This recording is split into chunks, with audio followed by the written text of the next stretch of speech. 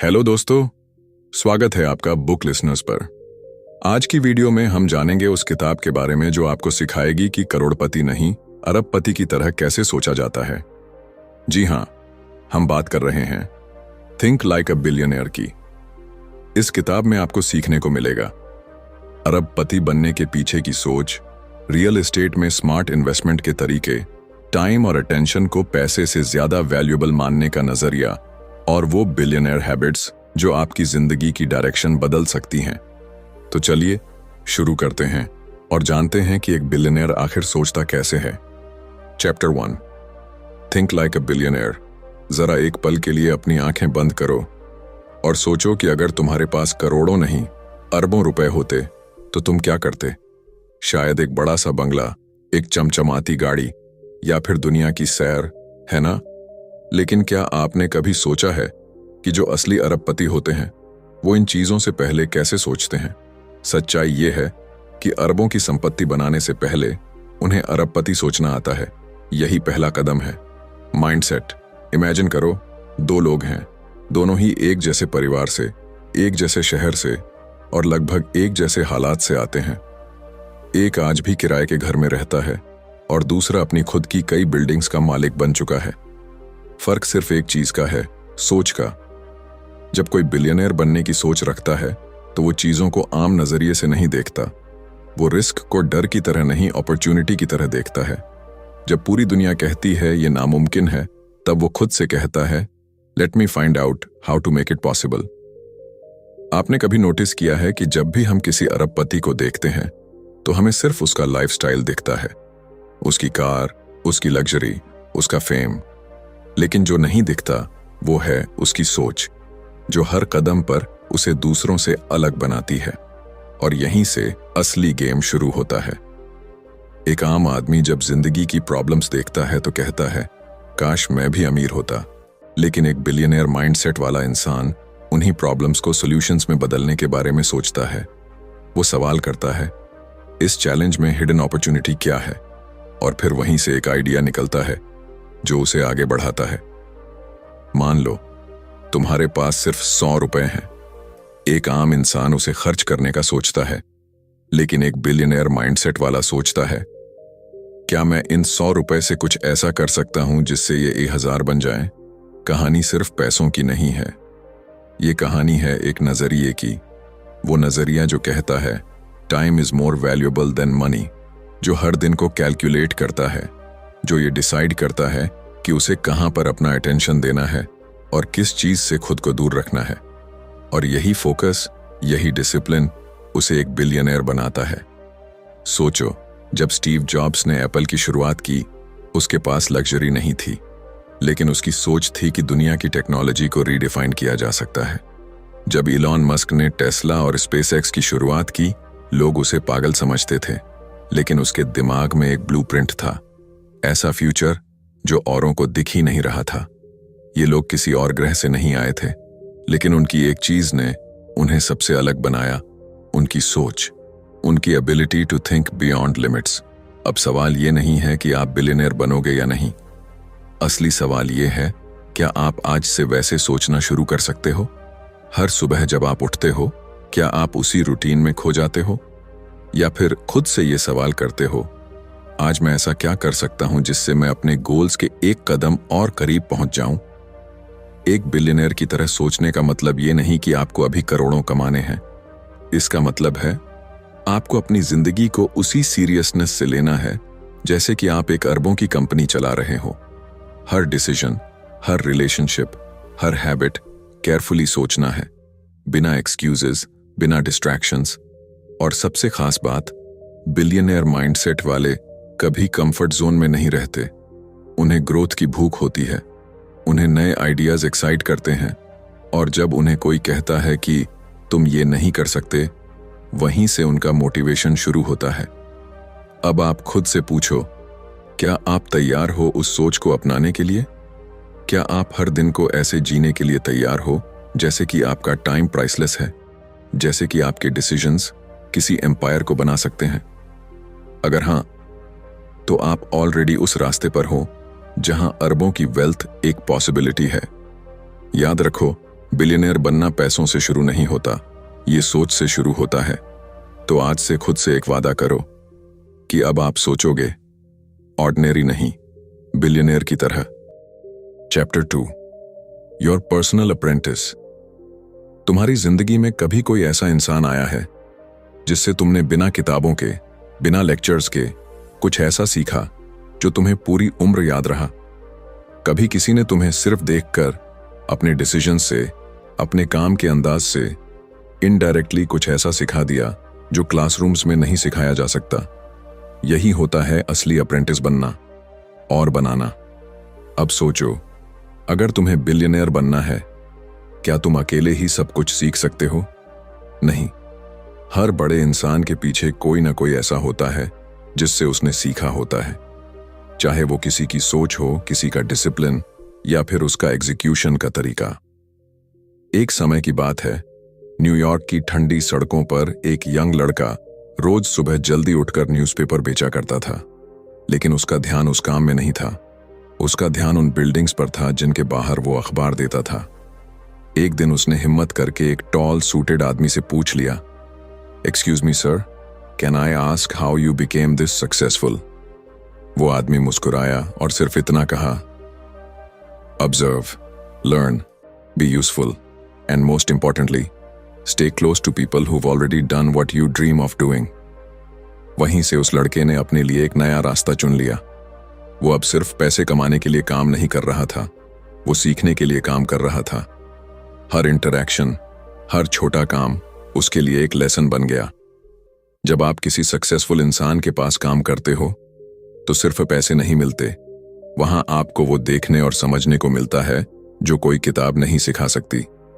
कैसे वो डिसीजंस लेते हैं, कैसे वो डील्स करते हैं, कैसे वो छोटी छोटी चीजों में भी परफेक्शन लाते हैं, और सबसे खास कैसे वो फेलियर्स से बाहर आते हैं। एक बिलियनियर माइंडसेट वाला इंसान हमेशा अपने आसपास ऐसे लोगों को रखता है जो या तो उससे बेहतर हों या सीखने के लिए तैयार हों। और अगर तुम सच में कुछ बड़ा करना चाहते हो तो तुम्हें चाहिए कि तुम किसी ऐसे के नीचे काम करो जिसे देखकर तुम्हें लगे, yes, I want to be like him और better than him someday. Apprentice बनने का मतलब सिर्फ काम सीखना नहीं है, इसका मतलब है खुद को उस माहौल में डाल देना जहां हर पल तुम्हारे दिमाग को चैलेंज मिले, जहां तुम्हें कंफर्ट जोन से बाहर निकलना पड़े, जहां तुम्हारा हर दिन, हर मिनट एक नई रियलिटी को टच करता हो। दिक्कत तब होती है जब लोग ईगो के चक्कर में सीखना छोड़ देते हैं।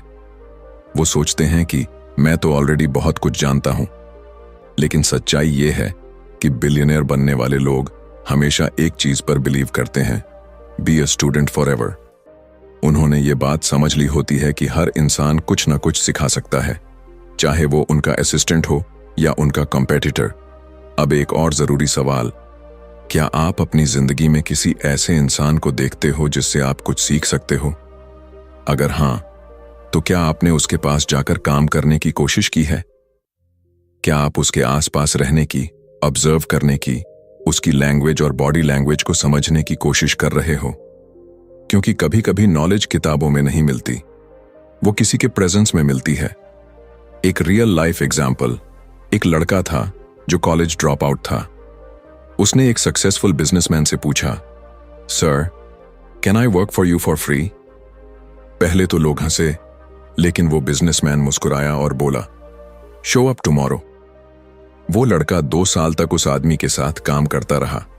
उसने कोई सैलरी नहीं ली, लेकिन 2 साल बाद जब वो बाहर निकला तो उसके पास वो स्किल्स थीं जो 10 साल की नौकरी में भी नहीं मिलती।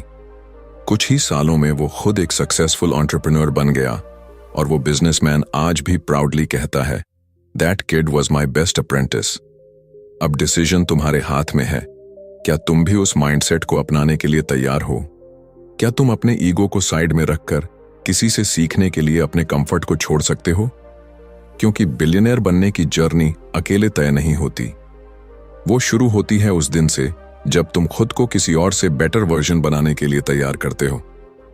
जब तुम कहते हो, I don't just want to work, I want to grow, I want to learn, I want to be extraordinary. यही अप्रेंटिस माइंडसेट तुम्हें आम लोगों की भीड़ से अलग करता है। Chapter 3 real estate 101 location location location. कभी सोचा है कि एक सी दिखने वाली दो बिल्डिंग्स में एक की कीमत आसमान छूती है और दूसरी को कोई पूछता भी नहीं? दोनों में 4 दीवारें हैं, दरवाजा है, खिड़की है, छत है। फिर ऐसा क्या है जो एक प्रॉपर्टी को गोल्ड बना देता है और दूसरी को बस ईंट पत्थर? जवाब है लोकेशन। रियल एस्टेट की दुनिया में ये 3 वर्ड सबसे ज्यादा दोहराए जाते हैं, लोकेशन लोकेशन लोकेशन। ये सिर्फ एक लाइन नहीं है, ये एक रूल है, एक ऐसा प्रिंसिपल जो अरबों की संपत्तियों का फाउंडेशन बनाता है। अब मान लो कि तुम्हारे पास 1 करोड़ रुपए हैं। एक जगह है जहां फ्लैट मिल रहा है 90 लाख में और दूसरी जगह जहां वही फ्लैट सिर्फ 50 लाख का है। अक्सर लोग सस्ता देखकर तुरंत डील पकड़ लेते हैं, लेकिन यही सबसे बड़ी गलती होती है, क्योंकि एक इंटेलिजेंट इन्वेस्टर प्राइस नहीं देखता, पोटेंशियल देखता है। इमेजिन करो, मुंबई की एक पुरानी गली में एक छोटा सा 1 BHK फ्लैट है जिसकी खिड़की से सी फेसिंग व्यू दिखता है। वही फ्लैट अगर किसी भीड़ भाड़ वाले इंडस्ट्रियल एरिया में हो जहां आसपास शोर और ट्रैफिक ही ट्रैफिक है, तो क्या उसकी वैल्यू वही रहेगी? नहीं। क्यों? क्योंकि लोकेशन सिर्फ जगह नहीं होती, वो एक लाइफस्टाइल होती है। एक अच्छा लोकेशन वो होता है जहां लोग रहना चाहते हैं, जहां लोग पैसा खर्च करना चाहते हैं, जहां स्कूल्स, हॉस्पिटल्स, ट्रांसपोर्ट, पीस सब कुछ एक्सेसिबल हो। और इसी वजह से वहां की जमीन, वहां का मकान एक दिन सोने से भी ज्यादा कीमती हो जाता है। एक बार एक लड़का था जो अपनी पहली प्रॉपर्टी खरीदने जा रहा था। उसके पास बस थोड़े पैसे थे और वो किसी ऐसी जगह इन्वेस्ट करना चाहता था जहां उसे जल्दी रिटर्न मिले। लोगों ने कहा, जहां सस्ता मिल रहा है वहीं ले लो। लेकिन उसने अलग सोचा। उसने मेट्रो एक्सपेंशन मैप देखा। उसने देखा कि 2 साल बाद एक नया स्टेशन बन रहा है और वहां अभी बहुत कम कीमत में लैंड अवेलेबल है। उसने वहीं एक छोटा सा प्लॉट खरीद लिया। लोग हंसे, यहां तो अभी कुछ भी नहीं है। लेकिन 3 साल बाद जब मेट्रो स्टेशन ऑपरेशनल हुआ तो उसी एरिया में प्राइसेस 5 गुना बढ़ गए। वो लड़का आज एक सक्सेसफुल रियल एस्टेट इन्वेस्टर है, सिर्फ इसलिए क्योंकि उसने प्राइस नहीं, लोकेशन की फ्यूचर वैल्यू देखी। यही फर्क है एक आम खरीदार और एक बिलियनियर माइंडसेट वाले इन्वेस्टर में। एक और सच्चाई, हर सिटी में 2 जगहें होती हैं, एक जहां लोग अभी रहना चाहते हैं और एक जहां लोग 3 साल बाद रहना चाहेंगे। जो पहले वाली जगह को टारगेट करता है वो सेफ प्लेयर है, लेकिन जो दूसरी वाली जगह को पहचान लेता है वो विजनरी है। अब एक सवाल तुमसे, क्या तुम भी अपनी पहली प्रॉपर्टी लेने की सोच रहे हो? तो सोचो, क्या तुम उस जगह में इन्वेस्ट कर रहे हो जहां तुम बस खुद को एडजस्ट कर सको, या उस जगह में जहां फ्यूचर में लोग इन्वेस्ट करने को लालायित होंगे? लोकेशन का मतलब सिर्फ फिजिकल एरिया नहीं है, ये एक कंप्लीट इकोसिस्टम है। Safety, transport, demand, development plans, neighbourhood quality, इन सब का मिक्स। और सबसे जरूरी बात, जब तुम लोकेशन चूज करते हो तो तुम सिर्फ एक मकान नहीं खरीदते, तुम एक माइंडसेट, एक डायरेक्शन, एक पॉसिबिलिटी खरीदते हो। एक बिलियनियर माइंडसेट कहता है, buy where the world is going, not where the crowd is already standing. और हाँ, ये सिर्फ रियल एस्टेट की बात नहीं है, ये जिंदगी के हर फैसले पर लागू होता है। कहाँ रहना है, किस एनवायरनमेंट में काम करना है, किस माइंडसेट वालों के बीच उठना बैठना है, ये सब भी एक तरह का लोकेशन ही है। तो अगली बार जब तुम किसी जगह को देखो, सिर्फ प्राइस टैग मत देखना, उस जगह की स्टोरी देखो, उसका फ्यूचर देखो, क्योंकि बिलियनियर बनने के रास्ते की सबसे पहली सीढ़ी तुम्हारी लोकेशन ऑफ विजन होती है। Chapter 4 real estate 301 how to pick real estate as an investment. कभी सोचा है कि कुछ लोग एक छोटी सी जमीन से करोड़ों कमा लेते हैं और कुछ पूरी जिंदगी EMI चुकाते रहते हैं, लेकिन फिर भी वो एक अच्छी इन्वेस्टमेंट नहीं कहला पाती? रियल एस्टेट में पैसा बनता है, लेकिन सोच से, रिसर्च से और सही जगह पर लगाए गए भरोसे से। ये चैप्टर उस पल की शुरुआत है जहां डिसीजन मेकिंग सिर्फ गट फीलिंग से नहीं होती, बल्कि एक इन्वेस्टर की नजर से होती है। अब इमेजिन करो, तुम्हारे सामने 2 प्रॉपर्टीज हैं। एक की दीवारें फ्रेशली पेंटेड हैं, टाइल्स चमचमा रही हैं, और दूसरी थोड़ी पुरानी सी लगती है, एकदम साधारण। लेकिन जब एक एक्सपीरियंस्ड इन्वेस्टर उन्हें देखता है, वो ना दीवारें देखता है ना पेंट, वो देखता है नंबर्स, वो देखता है लोकेशन ट्रेंड्स, वो पढ़ता है फ्यूचर डिमांड, और सबसे बड़ी बात, वो पूछता है इस डील के पीछे रियल स्टोरी क्या है। असली खेल वहीं से शुरू होता है। रियल एस्टेट खरीदना लॉटरी नहीं है, ये एक कैलकुलेटेड मूव है जो तब काम करता है जब तुम वो देखते हो जो औरों की नजर से छूट जाता है। एक बार की बात है, एक 28 साल का लड़का जिसकी पहली नौकरी थी, उसने एक छोटी सी 1 BHK फ्लैट पर नजर डाली। उसकी सैलरी बहुत ज्यादा नहीं थी, लेकिन उसके दिमाग में एक सवाल घूमता रहता था, कैसे मैं अपनी इनकम को एसेट्स में बदल सकता हूं। उसने उस एरिया की पॉपुलेशन ग्रोथ देखी, नियर बाय कॉलेजेस, आने वाली मेट्रो लाइन और रेंटल डिमांड को एनालाइज किया। लोगों ने कहा इतनी छोटी जगह में इन्वेस्ट क्यों कर रहा है, लेकिन उसने ध्यान नहीं दिया। 5 साल बाद वो फ्लैट न सिर्फ दुगने प्राइस पर बिका, बल्कि उसने 5 साल तक रेंट भी कमाया, और यहीं से उसकी इन्वेस्टमेंट जर्नी शुरू हुई। वो लड़का जानता था कि सबसे अच्छा प्रॉपर्टी वो नहीं जो दिखने में सुंदर हो, सबसे अच्छा वो होता है जो पैसा बना सके। तो असली सवाल ये है, कैसे चुने सही प्रॉपर्टी। सबसे पहले अपनी नजरों को ग्लैमर से हटा दो। इन्वेस्टमेंट का मतलब है पैसा लगाना वहां जहां रिटर्न मिले। प्रॉपर्टी इन्वेस्टमेंट इमोशन से नहीं, लॉजिक से होती है। जब किसी प्लॉट या फ्लैट को देखो, खुद से पूछो, क्या ये जगह ऐसी है जहां लोग रहना चाहेंगे? क्या यहां रेंटल डिमांड है? क्या गवर्नमेंट की कोई योजना है इस एरिया को डेवलप करने की? क्या यहां जॉब हब्स, कॉलेजेस या हॉस्पिटल्स पास में हैं? क्या पिछले 5 साल में यहां रेट्स बढ़े हैं? और आने वाले 5 साल में क्या बढ़ सकते हैं? इन सवालों का जवाब अगर तुम्हें सही दिशा में मिलता है, तो समझो वो प्रॉपर्टी सिर्फ जमीन नहीं, वो एक फ्यूचर मनी मशीन है। एक इन्वेस्टर के पास एक मैजिक टूल होता है, उसका रिसर्च करने का तरीका। वो जमीन की कीमत से ज्यादा उसकी ग्रोथ पोटेंशियल को देखता है। वो उस एरिया की ट्रैफिक, सीवेज, स्कूल्स, सब कुछ असेस करता है। और सबसे जरूरी, वो खुद से ये नहीं पूछता कि क्या मैं अफोर्ड कर सकता हूं, वो पूछता है क्या ये डील मेरी स्ट्रेटजी से मैच करती है। रियल एस्टेट एक मैराथन है, स्प्रिंट नहीं। कई बार सबसे बेहतरीन डील्स दिखने में डल होती हैं, लेकिन वही डील्स लॉन्ग टर्म वेल्थ बनाती हैं। सोचो, क्या एक 15 साल पुरानी बिल्डिंग जहां ऑलरेडी टेनेंट्स हैं और मंथली रेंटल फ्लो है, ज्यादा फायदेमंद नहीं होगी बनिस्बत एक नई बिल्डिंग के जो अभी खाली पड़ी है? प्रॉब्लम यह है कि हम अक्सर इमोशनल हो जाते हैं। हमें वो घर चाहिए जो हमें फील गुड दे, लेकिन एक बिलियनर माइंडसेट कहता है फीलिंग्स नहीं, फिगर्स देखो। इन्वेस्ट करने से पहले हमेशा एग्जिट स्ट्रेटजी सोचो। क्या मैं इसे रीसेल कर पाऊंगा? क्या इसका रेंट कंसिस्टेंट रहेगा? क्या मेंटेनेंस मैनेजेबल है? और हां, एक और बड़ी बात, लीगल वेरिफिकेशन। कोई प्रॉपर्टी कितनी भी अच्छी दिखे, अगर उसके डॉक्यूमेंट्स क्लियर नहीं है तो वो एक ट्रैप बन सकती है।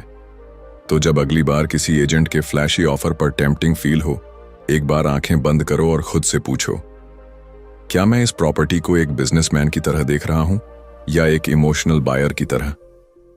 क्योंकि प्रॉपर्टी वो सीढ़ी है जो तुम्हें फाइनेंशियल फ्रीडम की छत तक ले जा सकती है, लेकिन वो तभी जब हर स्टेप सोच समझ कर रखा जाए। तो अगली बार जब तुम इन्वेस्टमेंट की दुनिया में कदम रखो, याद रखना, आप एक मकान नहीं, एक फ्यूचर खरीद रहे हो। Chapter 5, real estate.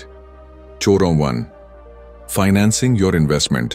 क्या आप जानते हो कि दुनिया के सबसे अमीर लोगों में से ज्यादातर ने अपने एम्पायर की शुरुआत अपने पैसों से नहीं, बल्कि दूसरों के पैसों से की थी?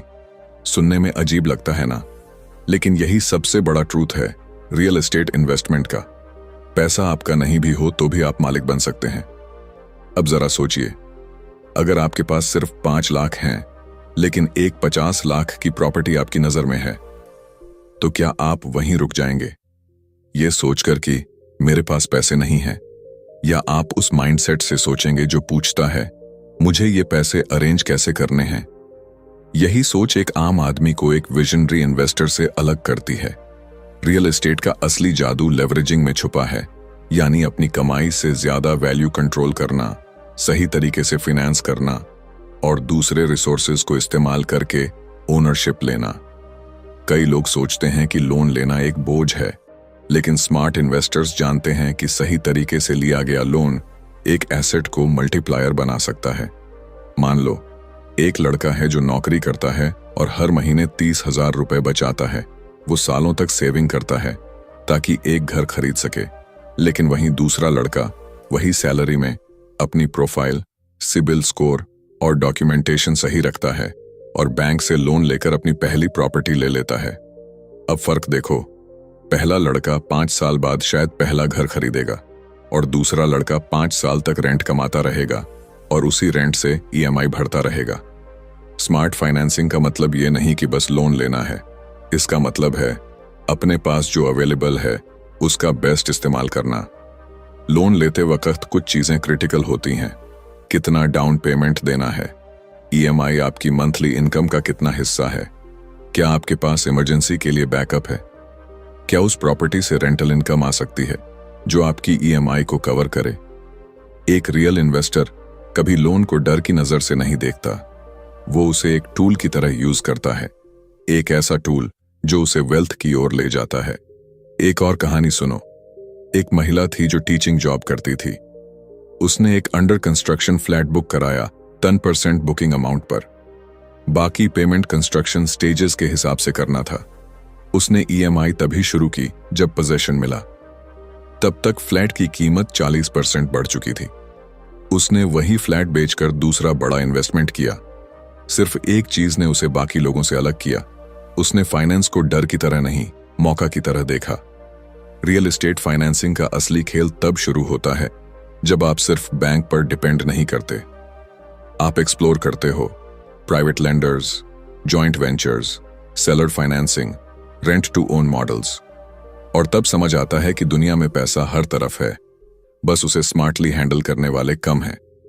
आज की दुनिया में बैंक लोन्स लेना पहले से आसान है, लेकिन स्मार्ट बोरोवर वही है जो अपनी क्रेडिट हिस्ट्री क्लियर रखता है, लोन से पहले प्रॉपर्टी की लीगल चेक करता है, processing fees, hidden charges, interest type, fixed या फ्लोटिंग, सब क्लियरली समझता है। और सबसे जरूरी, लोन ईएमआई कभी अपनी कैपेसिटी से ज्यादा नहीं लेता, क्योंकि अगर आप लोन से फास्टर ग्रो करना चाहते हो तो आपको डिसिप्लिन भी उतना ही रखना होगा। और हाँ, कभी कभी सबसे अच्छा फाइनेंसिंग तरीका वो होता है जहां आप डील नेगोशिएटर बन जाते हो। कुछ सेलर्स खुद पेमेंट टर्म्स में फ्लेक्सिबिलिटी दे देते हैं अगर उन्हें लगे कि आप जेन्युइन बायर हो। कुछ प्रॉपर्टीज ऐसी होती हैं जहां बिल्डर प्री ईएमआई या जीरो इंटरेस्ट स्कीम्स ऑफर करता है। सवाल ये नहीं कि पैसा कहां से आएगा, सवाल ये है क्या आपने ऑप्शंस एक्सप्लोर किए। तो अगली बार जब आप ये सोचो कि मेरे पास पैसे नहीं हैं, एक बार खुद से पूछना क्या मेरे पास माइंडसेट है, क्योंकि बिलियनर माइंडसेट पैसों से नहीं बनता, प्लानिंग से बनता है। और फाइनेंस उस प्लानिंग का सबसे मजबूत बेस होता है। जब आप पैसे को हैंडल करना सीख जाते हैं तब पैसा आपके लिए काम करने लगता है। और रियल एस्टेट उस पैसे को मल्टीप्लाई करने का सबसे टेस्टेड तरीका है। तो रेडी हो जाइए अपनी पहली या अगली प्रॉपर्टी खरीदने के लिए, लेकिन इस बार डर के साथ नहीं, स्ट्रैटेजी के साथ। क्योंकि जब आप फाइनेंस को समझते हैं तब आप सिर्फ एक इन्वेस्टर नहीं रहते, तब आप एक क्रिएटर ऑफ वेल्थ बन जाते हैं। Chapter 6 the billionaires rules. क्या आपने कभी किसी बिलियनर को गौर से देखा है? उनकी चाल, उनकी बातों का वजन, उनका डिसीजन लेने का तरीका, हर चीज में एक अलग ही डेप्थ होती है। ऐसा लगता है जैसे उनके पास कोई खास मैजिक फॉर्मूला है जो उन्हें हर बार विनर बना देता है। लेकिन सच्चाई ये है कि उनके पास कोई जादू नहीं होता। उनके पास होते हैं कुछ ऐसे अनदेखे, अनकहे रूल्स जो उन्हें दुनिया की भीड़ से अलग करते हैं। और आज हम उन्हीं बिलियनर रूल्स की उस दुनिया में घुसने जा रहे हैं जहां सक्सेस सिर्फ सपना नहीं, एक स्ट्रैटेजी बन जाती है। जरा सोचो, एक ही मार्केट में कुछ लोग रो रहे हैं कि बाजार गिर रहा है, वहीं कुछ लोग उसी गिरते बाजार में करोड़ों बना रहे हैं। फर्क क्या है? रूल्स। रूल्स जो जिंदगी के हर फैसले में गाइड करते हैं। रूल्स जो बताते हैं कि कब बोलना है, कब सुनना है, कब रुकना है और कब दौड़ लगानी है। सबसे पहला रूल, जो हर बिलियनियर के डीएनए में छुपा होता है। Time is everything. उनके लिए टाइम सिर्फ घड़ी की सुई नहीं, एक करेंसी है, और शायद सबसे कीमती। वो कभी अपना टाइम वहां खर्च नहीं करते जहां रिटर्न नहीं मिलेगा। वो हर दिन को प्लान करते हैं, प्रायोरिटी सेट करते हैं, और खुद से हर सुबह ये सवाल पूछते हैं, is today going to be a step forward और जस्ट अनदर लूप? अब इमेजिन करो, एक बिजनेसमैन जो रोज सुबह 6 बजे उठता है, वर्कआउट करता है, अपने पूरे दिन की माइक्रो प्लानिंग करता है, जबकि दूसरा बिजनेसमैन बिना प्लानिंग के रैंडम कॉल्स और ईमेल्स में उलझा रहता है।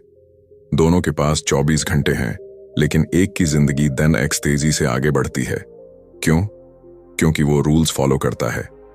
दूसरा rule, never make decisions emotionally. जब दुनिया पैनिक में होती है, बिलियनियर काल्म होता है। जब सब डरते हैं, वो ऑब्जर्व करता है। वो जानता है कि emotional decision short term comfort देते हैं, लेकिन लॉन्ग टर्म डैमेज करते हैं। एक बार की बात है, एक रियल एस्टेट डील में कुछ इन्वेस्टर्स ने डर की वजह से अपनी प्रॉपर्टीज लॉस में बेच दी। लेकिन एक आदमी था जिसने सिर्फ इतना कहा, let's wait, market doesn't fall forever. 6 महीने बाद वही प्रॉपर्टीज दुगनी कीमत पर बिकी। उसने कोई जादू नहीं किया, बस एक रूल फॉलो किया, stay calm when others lose their mind. तीसरा rule, always know more than you need. एक बिलियनियर कभी सिर्फ जितना जरूरी है उतना नहीं सीखता। वो एक्स्ट्रा पढ़ता है, एक्स्ट्रा रिसर्च करता है, ट्रेंड्स को समझता है। वो उस जगह की भी नॉलेज रखता है जहां वो अभी नहीं है, लेकिन पहुंच सकता है। कभी किसी बिलियनियर से मिलना हो तो उनकी किताबों की शेल्फ देखना। फाइनेंस से लेकर फिलॉसफी तक हर सब्जेक्ट की किताबें होंगी, क्योंकि वो जानते हैं जब नॉलेज आता है तब डर भागता है, और जब डर नहीं होता तब डिसीजंस शार्प होते हैं। अगला rule, protect your energy. Her billionaire जानता है कि एनर्जी एक लिमिटेड रिसोर्स है। वो हर चीज, हर इंसान, हर काम को अलाउ नहीं करते अपने जोन में आने के लिए। उनके पास एक रेडर होता है जो इंस्टेंटली उन्हें सिग्नल देता है कि कौन उनका टाइम और एनर्जी खा रहा है। कई बार आप खुद सोचते हो, मैं दिन भर बिजी रहता हूं, फिर भी रिजल्ट क्यों नहीं आता? क्योंकि आप बिजी हैं, प्रोडक्टिव नहीं। बिलियनर्स बिजी नहीं रहते, वो इंटेंशनल रहते हैं। और अब सबसे जरूरी रूल, थिंक लॉन्ग टर्म। जब आम लोग आज की सैलरी पर खुश होते हैं, बिलियनियर आने वाले 10 साल की पैसिव इनकम का ब्लूप्रिंट बना रहा होता है। वो खुद से हर बार पूछता है, will this decision compound over time? अगर आंसर यस है तो वो उस पर कमिटमेंट करता है। एक आदमी ने एक बार डिजर्ट में जमीन खरीदी। सबने कहा पागल हो गया है, लेकिन उसे पता था कि वहां एक एयरपोर्ट बनने वाला है। 10 साल बाद वो जमीन गोल्ड बन गई, क्योंकि उसने शॉर्ट टर्म व्यूज को इग्नोर किया और लॉन्ग टर्म पोटेंशियल को चुना। बिलियनर्स के रूल्स फ्लैशी नहीं होते, वो इंस्टाग्राम कैप्शंस नहीं, एक्शन प्लान्स होते हैं। वो कहने के लिए नहीं होते, जीने के लिए होते हैं। अब सवाल ये नहीं है कि क्या आपके पास करोड़ों हैं या नहीं। सवाल ये है, क्या आप वैसे सोचते हो, वैसे डिसीजंस लेते हो, वैसे रूल्स फॉलो करते हो जैसे वो करते हैं? क्योंकि बिलियनियर बनना बैंक बैलेंस से नहीं, माइंडसेट से शुरू होता है। कंक्लूजन, तो अब जब ये सफर अपने आखिरी मोड़ पर है, एक सवाल उठता है, क्या तुम तैयार हो अब उस सोच के साथ बाहर निकलने के लिए जो दुनिया को बदल सकती है? तुमने अब तक जाना कि बिलियनियर बनने का रास्ता पैसों से नहीं, सोच से शुरू होता है। वो सोच जो हर फेलियर में फ्यूचर देखती है, वो नजर जो प्रॉब्लम्स में प्रॉफिट्स तलाशती है, वो डिसिप्लिन जो हर दिन को गोल्ड की तरह ट्रीट करती है। अब तुम्हें ये किताब बंद नहीं करनी, तुम्हें खुद से एक दरवाजा खोलना है, एक नई माइंडसेट का, एक नई जर्नी का। बिलियनर्स कोई जादू से नहीं बनते, वो भी इंसान ही होते हैं, 2 आंखें, एक दिल, 2 हाथ। लेकिन जो चीज उन्हें भीड़ से अलग करती है वो है उनका सोचने का तरीका। जब दुनिया सिर्फ कंफर्ट ढूंढ रही होती है, वो डिस्कंफर्ट में ग्रोथ ढूंढते हैं। जब लोग वीकेंड का इंतजार करते हैं, वो मंडे को मिशन समझते हैं। जब सब कंपैरिजन में उलझे होते हैं, वो अपने विजन में डूबे होते हैं। अब तुमसे कोई ये नहीं पूछेगा कि तुम्हारे पास कितना पैसा है। सवाल ये होगा, क्या तुम्हारे पास वो सोच है जो एक एम्पायर खड़ा कर सके? क्या तुम टाइम को एक इन्वेस्टर की तरह ट्रीट कर रहे हो? क्या तुम अपनी एनर्जी उन जगहों पर खर्च कर रहे हो जो तुम्हें 10x रिटर्न दे सकती हैं? क्या तुम ऐसे डिसीजंस ले रहे हो जो आने वाले 5 सालों में कंपाउंडिंग रिजल्ट्स देंगे? क्योंकि बिलियनर माइंडसेट सिर्फ बिल्डिंग्स, बैंक्स और बिग डील्स तक सीमित नहीं है। ये एक एटीट्यूड है जो हर छोटे काम को बड़ी सीरियसनेस से करता है। ये एक बिलीफ है जो कहता है, मैं बॉर्न रिच नहीं था, लेकिन मैं डाई रिच जरूर बनूंगा, सोच से, मेहनत से और स्ट्रैटेजी से। इस किताब का अंत तुम्हारे अंदर की बिलियनेयर थिंकिंग का शुरुआत है।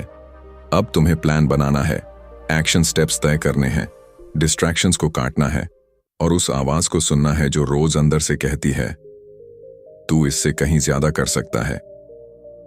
Go out, face the world, and this time not like a struggler, not like a survivor, but like a billionaire in the making. Because अब तुम जान चुके हो, सोचना अगर है तो एक बिलियनेयर की तरह सोचो। और अब अगर तुम यहां तक पहुंचे हो तो एक बात साफ है, तुम सिर्फ सुनने नहीं, कुछ बड़ा करने आए हो। तुम उन लोगों में से हो जो भीड़ में नहीं खोना चाहते, बल्कि अपनी पहचान बनाना चाहते हैं। इस वीडियो का हर लफ्ज, हर लाइन तुम्हें उसी सोच के करीब ले जाने के लिए थी, जिस सोच ने दुनिया के सबसे ऑर्डिनरी लोगों को एक्स्ट्राऑर्डिनरी बिलियनेयर बना दिया। अगर आपको ये वीडियो पसंद आया, कुछ नया सोचने को मिला, तो लाइक जरूर करना, कमेंट में बताना कि कौन सी लाइन ने आपको सबसे ज्यादा झकझोरा। और ऐसे ही दमदार कंटेंट के लिए बुक लिसनर्स को सब्सक्राइब करना मत भूलना। मिलते हैं अगले वीडियो में एक और जबरदस्त सोच, एक और इंस्पायरिंग किताब के साथ। धन्यवाद।